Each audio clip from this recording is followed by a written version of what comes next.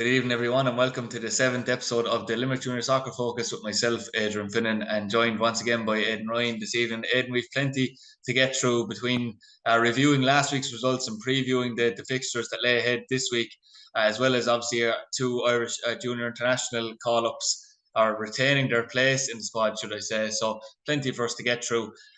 I suppose the best place we can start in is the Cooney United victory over Ashling and Acadie. That was something that no one really predicted beforehand. And I have to say, I was kind of becoming slightly disillusioned myself with the fact that, there was no shocks, I thought, in the league this year, really, or no surprises. And then this result comes almost as a bolt out of the blue. Although, as you were saying last week, Cooney have always put it up to the teams at the top of the table, and this proved it.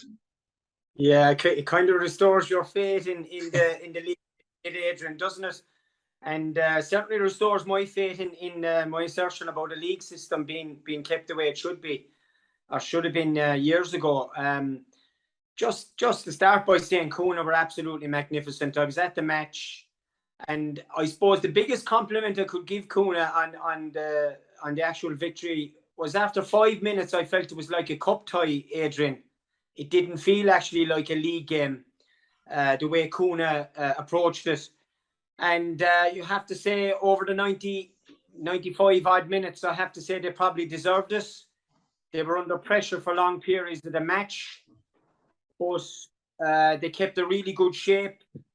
Very impressed with their back four and the keeper, Josh Sheehan, although probably Josh will feel he's a little bit to blame for the goal that Ashling got to equalise the game with 5 minutes left. But he did really well, made a couple of very good stops, especially in the first half, a couple of one-on-ones that he did very well with.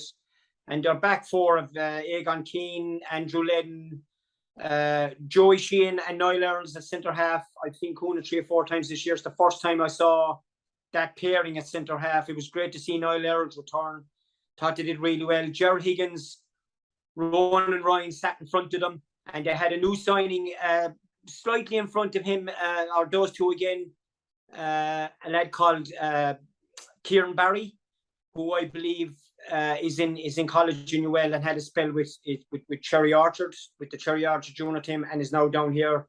And then you had Ian Considine on the left, Denny, I think it's Coady on the right, and Jeremiah's up top. And I'll tell you, from the first minute to the 95th, they never stopped. And the few subs that came on, they never stopped working their socks off for the team. Got themselves behind the ball, kept a good shape. Had a lot of luck now, Adrian. The normally reliable Shane Clark did miss a few chances through their bodies in front of everything. I think Ashling hit the post once or twice. And as I said, Josh Sheehan made a few fantastic saves. But over the 95 minutes, I thought they deserved to win the game. Yeah, I know that obviously Rishkov Wevy scored, as you said, with 5 minutes to go, which, was a dagger, I suppose, to the hearts of Cooney. You'd imagine, you were expecting Acadie then maybe to push on for the winner, but great character shown by Cooney as well, and to actually push on after getting that setback and get a winner then, not just draw the game. Yeah, and I'll come to the winner in a minute, Adrian, but even their first goal, it was fantastic counter-attack football. Ashling gave away the ball cheaply in midfield. I think it was the aforementioned Kieran Barry picked it up, got it into Jeremiah's, out to the wing to Denny, Coady, and brilliant pullback for Ronan and Ryan, who made, I suppose, a 50-yard run into the box to get on the end of it and finish it. Really, really good goal. They'll be very disappointed with how they conceded the equaliser, Adrian. I mean, they had defended so well all game. Gavin Dillon got a ball just inside the Cooney half. He just literally lumped it in, and Rishkov got in ahead of Josh to get a little nick in it. And then, you're thinking as the home management team, I know if I was the manager, they won the free kick high up the pitch, wide out on the right. And if, normal managers or a coach would be keeping your 2 centre halves home, and you'd be saying, listen, we've won a point against Ashling here, and we'll keep it. But I actually noticed Ian Hanley, the assistant manager of Cooney, beckoning the 2 centre halves to go forward for the free, which showed great initiative and a willingness to go, listen, we can win this. So the 2 centre halves went up. Surprisingly, on the other side of the coin, if I was the manager of Ashing, I would have sent, in my opinion, the best header of a ball in either box, Shane Clark, back to help defend. He wasn't sent back. And a brilliant cross by young Keane found Niall Earls, and a lovely glancing header to win the match. Probably also question maybe the goalkeeper's assertion of putting 2 on the free kick out wide. Keane was on his own, so it wasn't a question of Kuna were going to Adrian waste time in by the corner flag, because he was on his own out there. So it was obviously he was going to put in the ball. They looked a bit light at the back, Ashing, at the time, because they kept 2 up front, one of them being the aforementioned Shane Clark. So didn't think they managed the game very well at that stage, and probably overall didn't manage the game very well on and off the pitch. Didn't start Liam Quinn, didn't start Gavin Dillon, didn't see Chris Smith. I'm not sure if he was even tugged out, and there was probably 1 or 2 others from the 11 that started against Regional on Thursday night that didn't start. And listen, Kuna took full advantage of it, and a massive 3 points for Kuna. Yeah, and we'll certainly move on to the discussion about Ashing and Cody, who have a huge game this weekend in the FAI Junior Cup as well. But it was almost like Mungret Regional telepathically knew that Kuna were doing something inside in Thomond Community College, because they produced their own superb comeback as well, Aidan, and got a great victory over Nina in their home patch. I suppose, look, it was badly needed, especially when you look at the Kuna result for Mungret. You know, I suppose it was what Richie would have wanted as well. You know, you had his experienced players stepped up when it was needed as well. Donny Curtin scored, Alan Harkin scored. So, you know, that was really pleasing for him. Yeah, and we flagged it last week during the chat that how important those experienced players are going to be. I would like to think that they're going to be there regularly for him. As I said, I hadn't seen him in all the squads.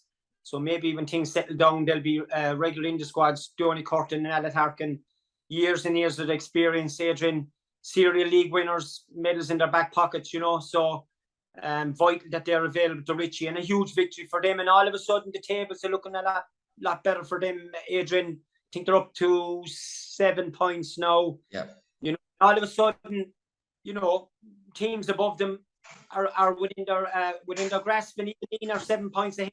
You mightn't catch Nina, but at least you're looking a bit closer to them now. Nina will be very disappointed with us. 2-0 up. Doesn't matter whether you're away from home or at home. When you're leading 2-0, you should be capable of holding on to it. It's about game management.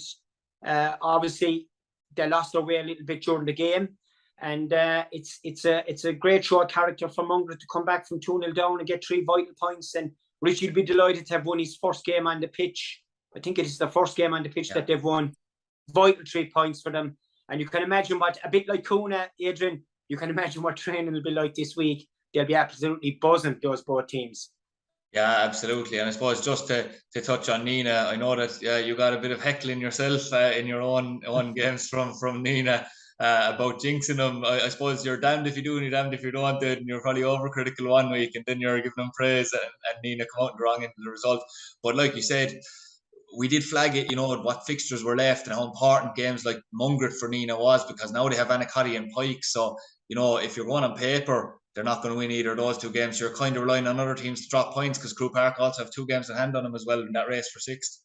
Yeah, they've a difficult run in. It'll be a great test of their character now. And yeah, we had a bit of banter Sunday. I was involved, obviously, in a match against their B team, and a few of them were having a little pop off me that I jinxed them. But I gave them plenty of toffee. The Warders original toffee last week, Adrian, and all Nina, unfortunately, will be getting out in brickfields off me this week is very sour jellies. So they're not going to be happy with that. They're not going to be happy with me this week either. But listen, they'll get back into training grounds. It's the only way to solve things. Get back into training ground Tuesday and Thursday. Sort yourself out, get yourself organised, find out what went wrong, try and fix it, and look forward to the next game, because it's all about the next game. Yeah, absolutely. And we did mention Crewe Park there, Aidan. Probably one of the more unsurprising results, with all due respect to Crewe Park. You know, going into the Fair Green, playing Fairview on last Saturday evening, 4-0 win for Fairview. You know, it was fairly comprehensive. I know you were at the game, Aidan. It seemed like from the outside it was fairly comprehensive from the beginning. Was that the case?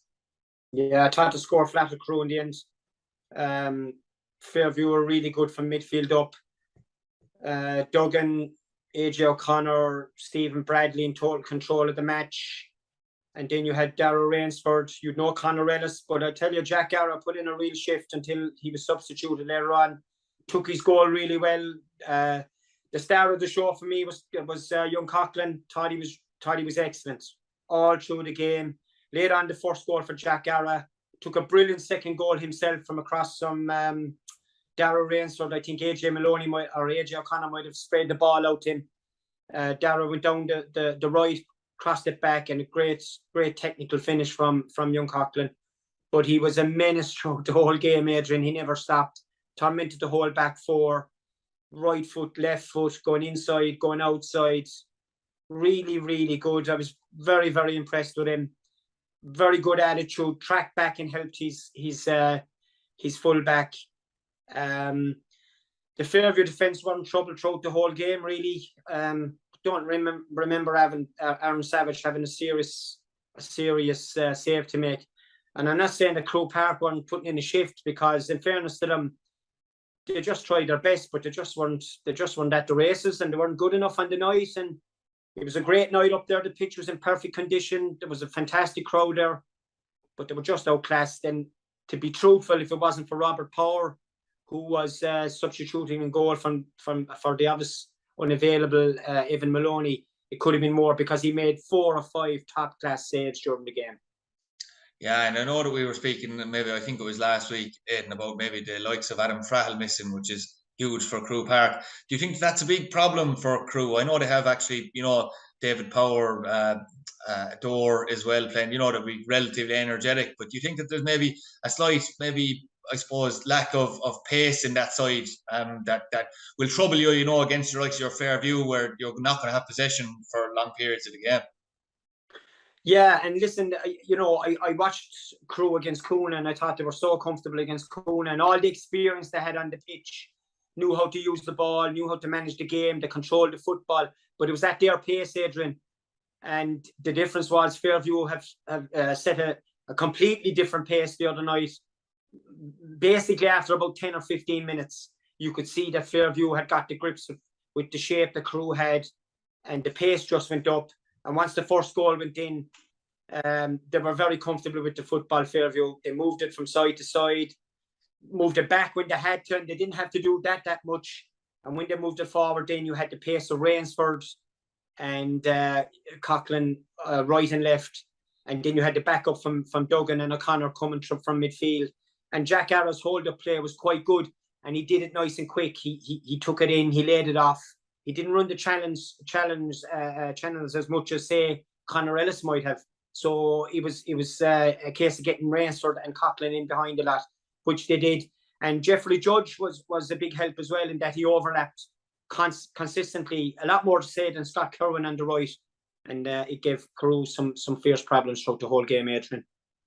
And what do you make of that switch as such, Aidan, with Jeffrey Judge going to left back? I know you briefly were manager of him, I think, with Janesborough a few years ago, but obviously he's been midfield literally from his whole career under Pat Scully with Limerick FC all the way through. How did you make of his what did you make, of his performance at left back? Yeah, listen, he was very, in the context of this game, he was quite excellent. If I'm trying to compare it, I compare it to the game maybe against Bala when he was moved to left full, and I didn't think he was comfortable in the position that evening. Now, having said that, the whole Fairview team weren't comfortable that evening, so I'm just not picking on him as such. But long term, I wouldn't see Jeffrey Judge playing there. I think he's a fantastic box-to-box midfielder. Makes a lot of great third man runs. Has an ability to pop up with vital goals in vital games, and I think long term they'll be looking to solve that problem and get him out of there, because you also need plenty of competition in midfield, Adrian, and he's a very good midfielder. Yeah, absolutely, especially at that junior level. You've got Regional United had a narrow defeat. Ballinanty Rovers bounced back from, I suppose, the disappointing result again in the Tuohy, but 1-0 win. It was that man, Habidine Gabido, again, the former Ross man, who, in fairness to him, Aidan, I know that we were both questioning where the goals would come from for Bala this year, but in fairness, he's chipped in with quite a few so far. Yeah, and he's surprised me. I know he's probably surprised you as well, Adrian. He's been fantastic, and he's got a nice level of goals up now, and his confidence is brimming. And as I said to you before, he's playing with players who are pretty much on the same level as himself, Adrian. Intelligent boys that can run off the ball, have very good feet, can change their positioning at will, can see the whole picture of the pitch, giving him good width and giving him good service. Big win for Ballinanty. We flagged it last week that if you have aspirations of winning the league, you have to be going to regional and getting 3 points. I was speaking to my good friend Stephen Var O'Callaghan, who was at the match, and he informed me that Ballinanty were well worth the victory, were in control of the match for long periods. The only thing about it is sometimes the longer a game goes on without scoring and you're on top, you get a little bit nervous, and the opposition can always get a chance. And regional have a threat on the pitch in the likes of Pat McDonough and Owen Duff.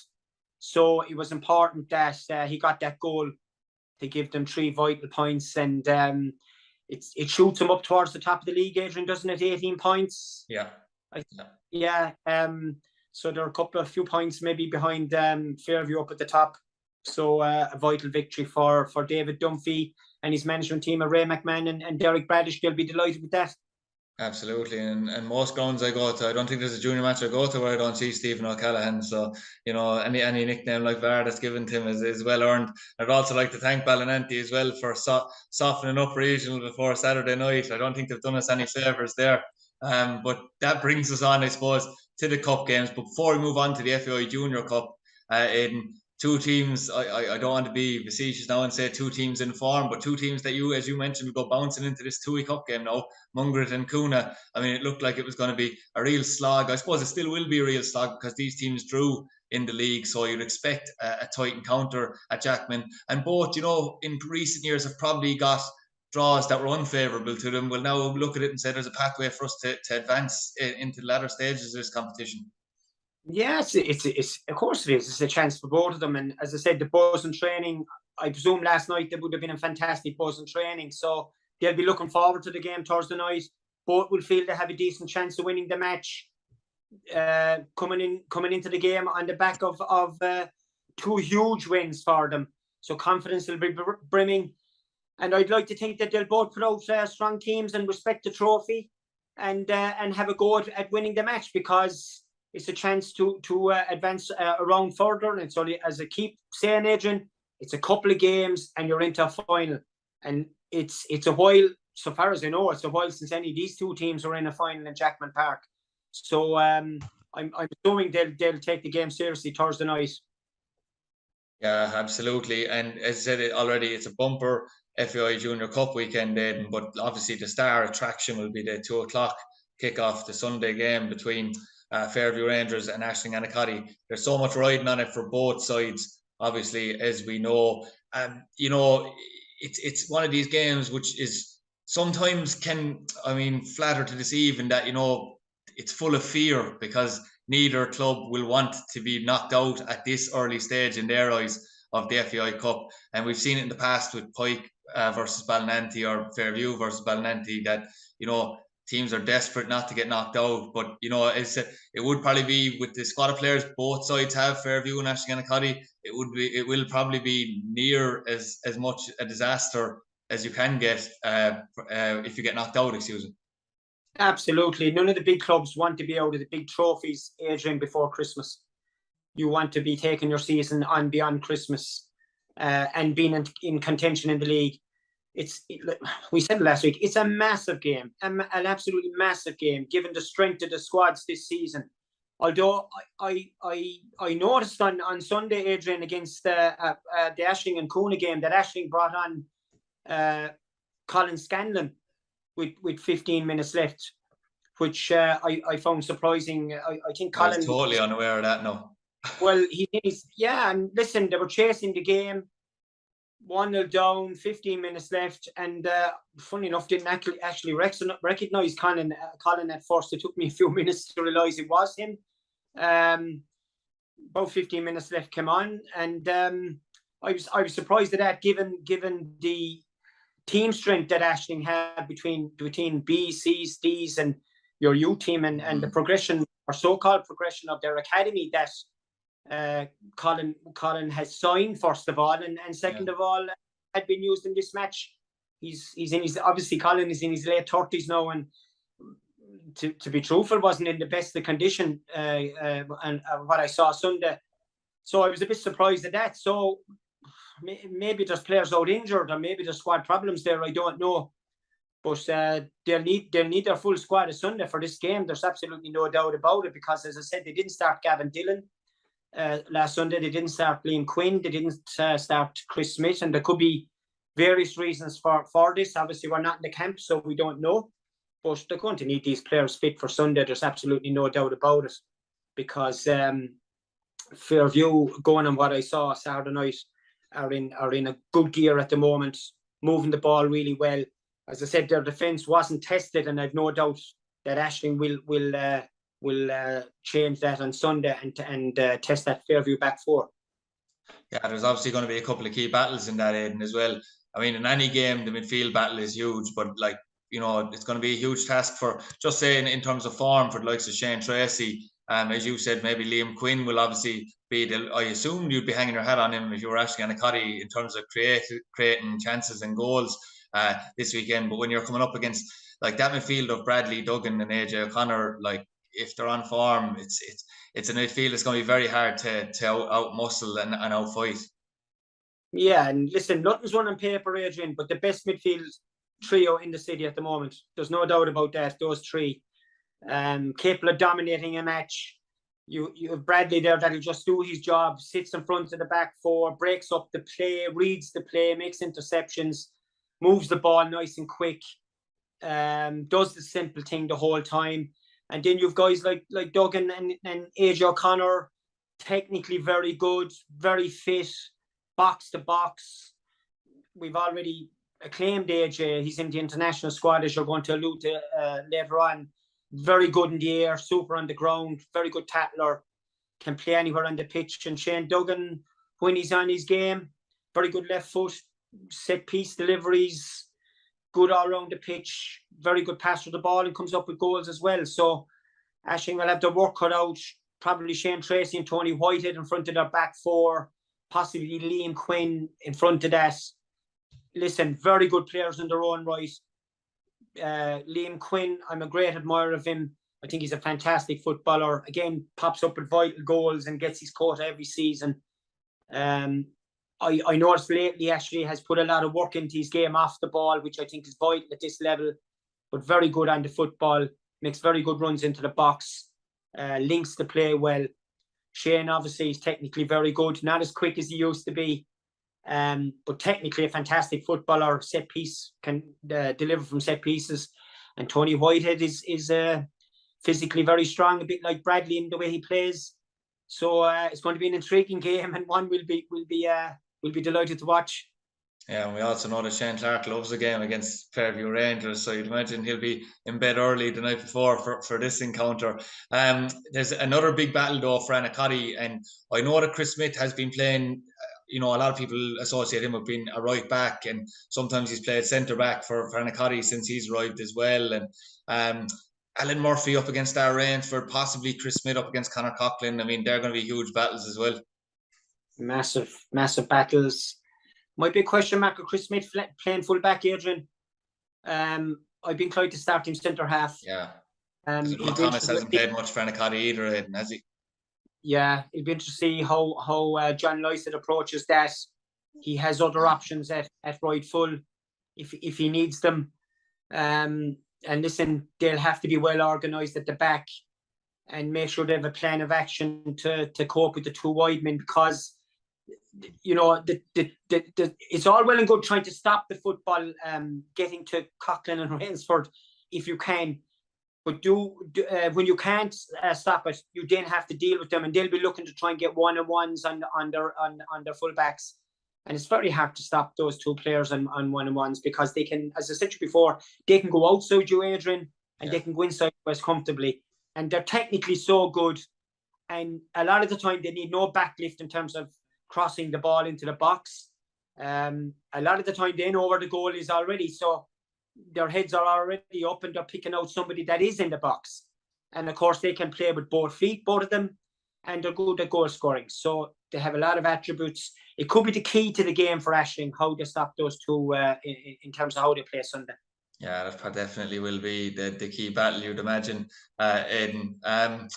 The other all-Premier tie that's taking place is Pike and Nina. I suppose just a word on Pike, Aidan. I know we touched on this at the start of the season about, you have to commend the hunger of maybe the more experienced players of the likes of Gary Neville, Owen Hanrahan, those guys that have been around. Obviously, they suffered a huge disappointment in this competition in the final. You get to the final and they just didn't play at all on the day.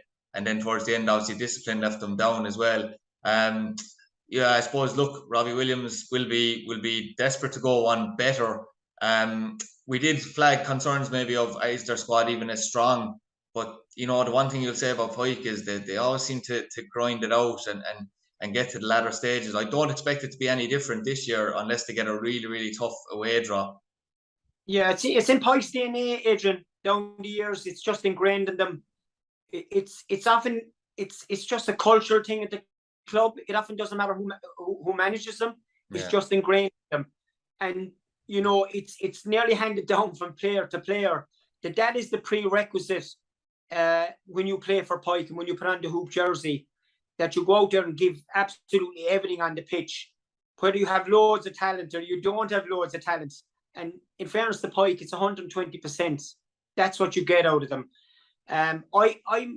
Look, we flagged it already. I don't think their squad, even though it's quite big, is as talented as it has been in recent years. But you still have loads of fantastic players there, Adrian. Yeah. I see Steve McKay come back on Saturday in the Munster Champions Cup game against St. Michael's, and you have the likes of Owen Hanrahan there, and you've Colin Walsh-Loughlin, players of immense talent, and it's great to see Shane Walsh getting back to fitness. A very, very good. I didn't actually realise that he was going to be back so quickly. I thought he had, but he's made a really good comeback. Yeah, and he was on the bench Sunday. I'm not too sure whether he come on or not. He might have made an appearance at some stage, and they had a reasonably strong bench out on Sunday. So they'll be looking to get a run in this again. And the thing about them, like you said, they grind out results. Pike mightn't be playing well in matches, but they can still win them. And it's a sign of a great squad and a great team that are able to produce that. And they've done it year in, year out.